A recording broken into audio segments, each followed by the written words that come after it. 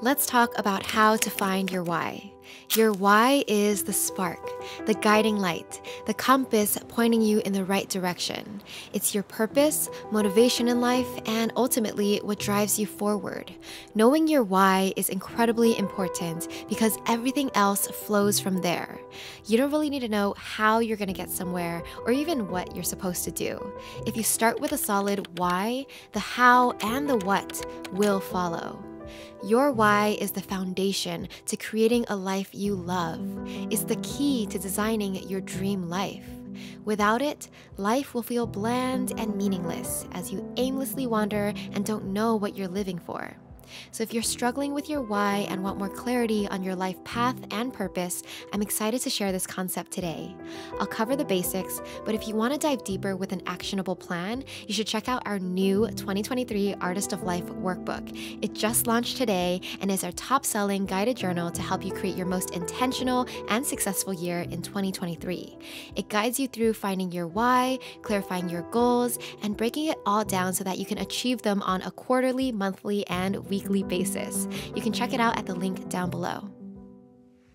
Hello my loves, welcome back to Lavendaire. It's Aileen. So as I mentioned, the key to living a fulfilling life is to find your why and live aligned to it. So how do you find your why? Well, it all comes down to reflecting on these questions. What do you value? In other words, what's the most important to you? What matters to you in life? And then how do you prioritize these values? So you have to rank your values from the most important to the least important so you know what's up at the top. You can also ask yourself, what do I want out of life? What do I want to get out of life? What experiences do I want to collect?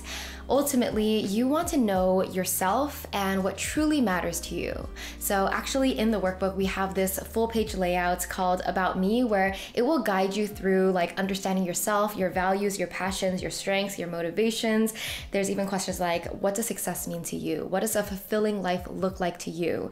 So you just start asking these questions, really reflecting and really defining what you think matters to you. And then, like I said, rank them by priority. For example, in my journey, if I were to reflect on the whys that really drove me to create this lifestyle and this career path that I have today, I cared the most about 3 things.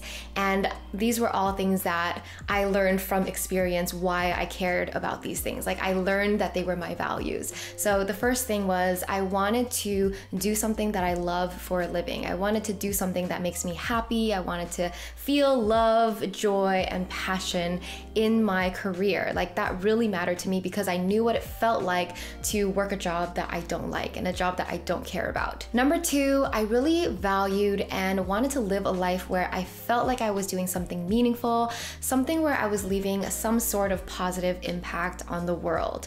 And that is also because I had experiences in internships where I felt like I was doing something dumb, like I wasn't really making an impact. All this work was like insignificant.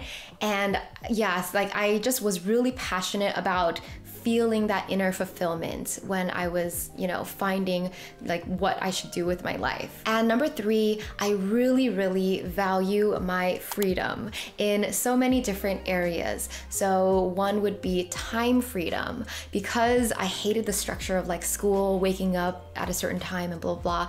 I wanted to create a life where I could wake up at any time I wanted. I wanted to be able to work whenever I wanted. I wanted that freedom and flexibility with time and my schedule. Another type of freedom I wanted was location freedom. I wanted to be able to work from wherever I want, to travel as often as I wanted, because I felt how constricting it was seeing that 9-to-5 corporate lifestyle. And I was like, no way, like I'm not gonna do that. I need to be able to have more freedom to be wherever I want, to see the world whenever I want to. The third type of freedom I really wanted was creative freedom, meaning the ability to create whatever I want on my own terms. Because at the heart of it, I am an artist. I love to create and I love when it just comes from my heart and I do whatever I feel like.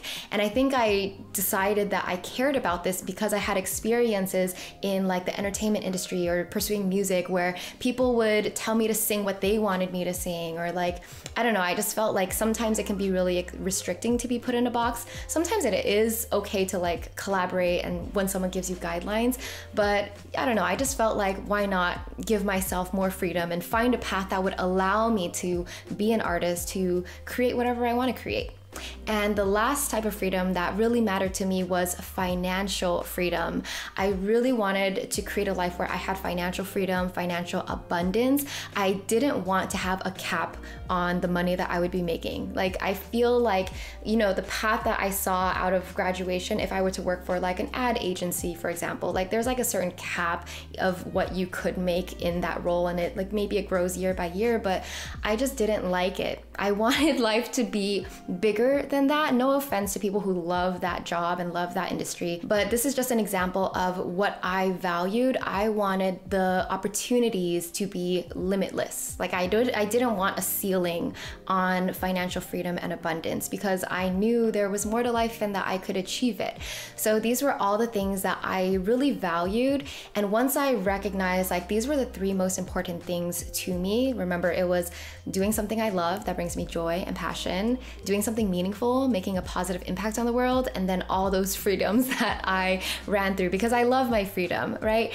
So because I had those criteria per se, like they became my why. They were my driving force as I was exploring what I should do with life, what career could give me all those three things.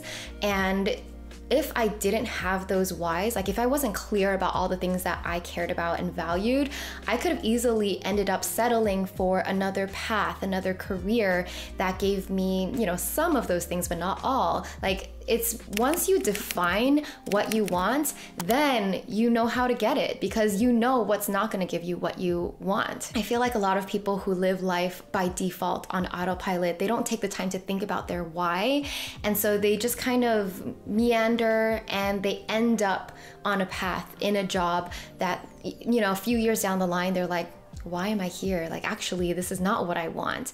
And instead of realizing it later, why not, you know, figure out what your values are as soon as you can, because life will be so much more clear. Your path will have so much more clarity once you know those things.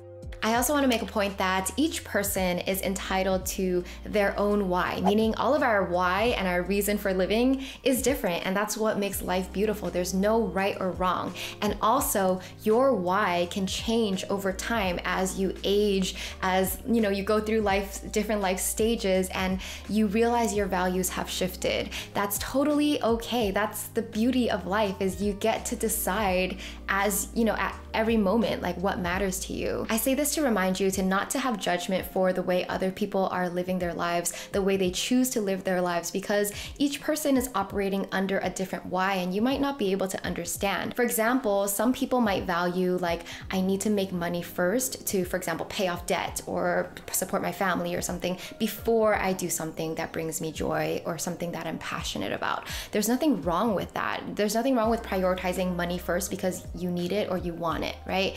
Someone else could have the priority of, oh, I value my family above all else, so I will choose them over money. I will choose them over, like, you know, growing in my career, leveling up, taking that new job that's higher paying or whatever, right? Like, there's nothing wrong with that. I think it's beautiful if someone knows my value is family, and so they prioritize that. Another example would be someone may prioritize service and fulfillment above everything else, so they don't mind working longer hours, they don't mind making less money, because they prioritize that service and they prioritize that feeling of fulfillment they get from what they do. So I hope you can see now how having your why will help drive every single decision you make in your life, because it's literally the compass. Once you are clear on your why and you feel good about it, then everything else will follow, everything else will align from there. So because I love putting things to action, let's talk about what you can do once you've found your why. So what are the next steps? So once you have defined your why and you feel really good about it, then you can start to plan, okay, how can I live aligned to this why? This breaks down into two parts. First, what are the immediate changes you can make now to start living aligned to your why? Secondly, what are your long-term goals that you have that you want to eventually be able to achieve that are aligned to your why? So with immediate changes, those are more like the way you live your day-to-day, daily habits, morning routine, evening routine. Like, what are some things that you can start to incorporate now that are small but are already taking you in the right direction? For your long-term goals, you kind of want to start with your grand vision.